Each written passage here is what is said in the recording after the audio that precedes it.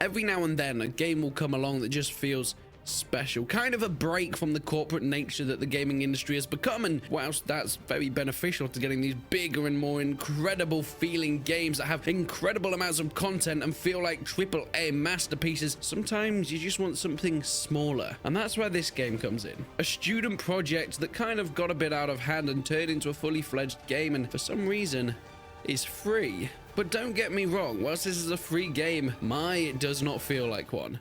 This is Vedalam, the Golden Horde.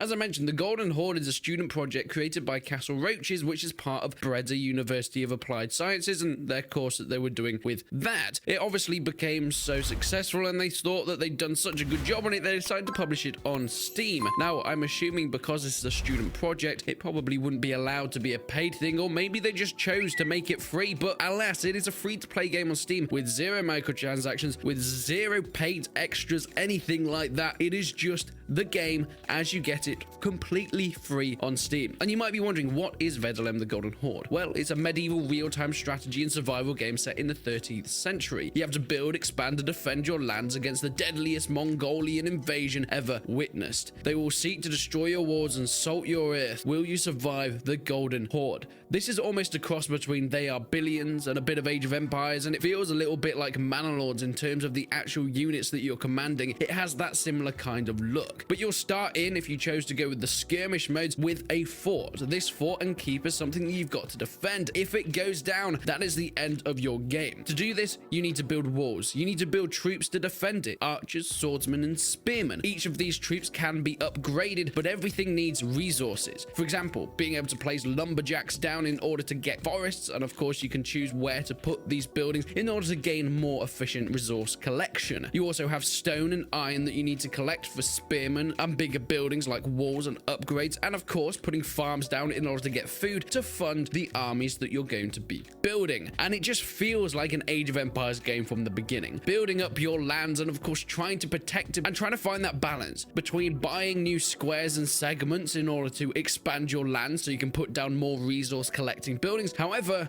the bigger your lands are, the more difficult it is going to be to protect them, because you're going to need walls around these areas when the Mongol invasion comes, and boy, when it comes, it is terrifying. At first, you'll be playing on skirmish modes, especially the tutorial, which I do recommend you take a look at. You'll be playing against 1-2 units at a time, maybe 3 units will come onto the battlefield, and it will be a bit of a taster and a little bit of a look at what's going to come later, but it is nothing. I repeat, nothing compared to what you will experience in your later game and on the harder difficulties. For example, this game has challenge modes. Not only can you go into your normal skirmishes and just play the generic defense mode, but there'll be different challenges, taking away different resources or limiting different buildings or troops that you can use in order to survive the Golden Horde. The one I did was a desolate desert. There were no resources in order to collect. However, you did start out with a vast amount of food, wood, stone, etc. So you were able to get as many down as possible, but in terms of actually collecting resources later down the line, there was nothing you could do to generate more. So I started building up my defenses. I went with a smaller fort because of course I could only really put down farms. They were the only resources I could collect on this map. So I put walls down in order to create some areas. I upgraded my spearmen because I knew they would be useful for the oncoming horse archers that would come with the Mongolian invasion. And of course I upgraded my walls to be stone walls. You do this by upgrading your keeps, as you would expect. You can also choose to put things in the walls like a gate, for example, if you want to sally forth, flank around the enemy and get into better positions. But if you put down a gate, it means that you can't use the other upgrade, which I would perhaps say is the more useful, which is garrisoning the walls. If you choose to upgrade this, a unit of archers spawns on top of the walls that will then fire down on the oncoming enemies. They're not the most powerful in the world, but they will help you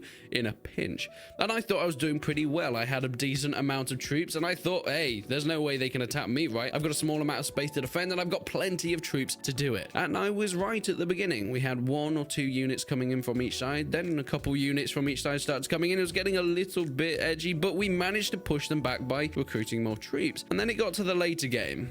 The game decided that it's had enough of me living, and it decided it wanted to bury me in the ground in the worst way possible. And this is when the game comes into its own. Veladem the Golden Horde is what it says. The most brutal Mongolian invasion ever witnessed. The Golden Horde. And you see that here. Thousands upon thousands of troops will come up onto your walls, attacking you and trying to take you down. And these guys aren't weak. They do take some fighting. I had to upgrade to Elite Spearmen in order to do some type of damage, but even then, the amount of numbers of these horse archers was something else. This game is a brutal survival game if I've ever seen one. If you have played a game like They Are Billions, you will kind of recognize this style of building up and waiting for the oncoming hordes. Now, of course, this is a free-to-play student game, so I wouldn't really expect the amount of content in a game like that. I would probably compare it to something like a very basic version of Age of Empires skirmish mode, where there isn't a ton of content in there. It's just a bit of building and recruiting troops, collecting resources, but even then it is very much a watered down version of it. In terms of gameplay, there are plenty of challenges and different skirmishes that you can get your hands on, and they are quite different to each other. Already we're getting some updates coming in and patches, and it looks like this is going to be a fully fledged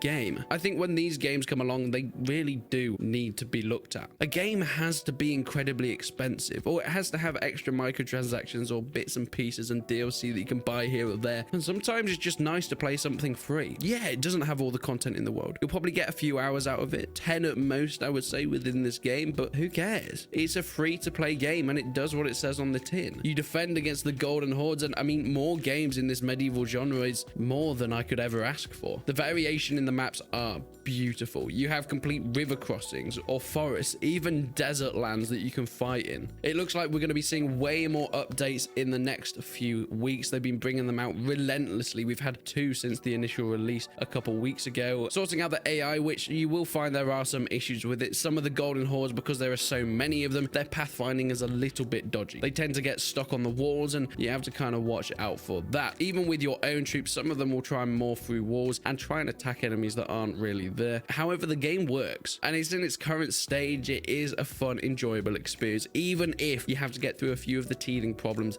in order to become victorious. I found a few of the times I was trying to finish off the enemies, but some of the enemy units will get stuck behind a small segment of wall, and I have to sally forth and go out and kill them, and it would pull my troops completely out of formation, but that was just the nature of the game. In terms of actual attacking, formations don't really seem to be a thing. When your troops spawn, they come in units. However, they will sort of mush up into just a mosh pit when it comes to actually fighting and clashing with the enemy. You know, something like we saw in the initial release of Total War Rome 2. So I hope this is something that could be fixed in the future. But for a game that you don't pay a penny for, and for a game that was obviously done for a passion project, I don't think there are really many complaints. It has enough content to keep you going for a while, and it is unique enough, bringing us into this more medieval era, which we haven't really seen in these survival city builder games in the past. And that's why I think it does something incredible. So please, let me know what you think down below. Have you tried this game out, and do you think it's something that could move into the future as something bigger? Leave a like on the video if you enjoyed it. Leave a dislike if you didn't. But until then, I will see you in the next one.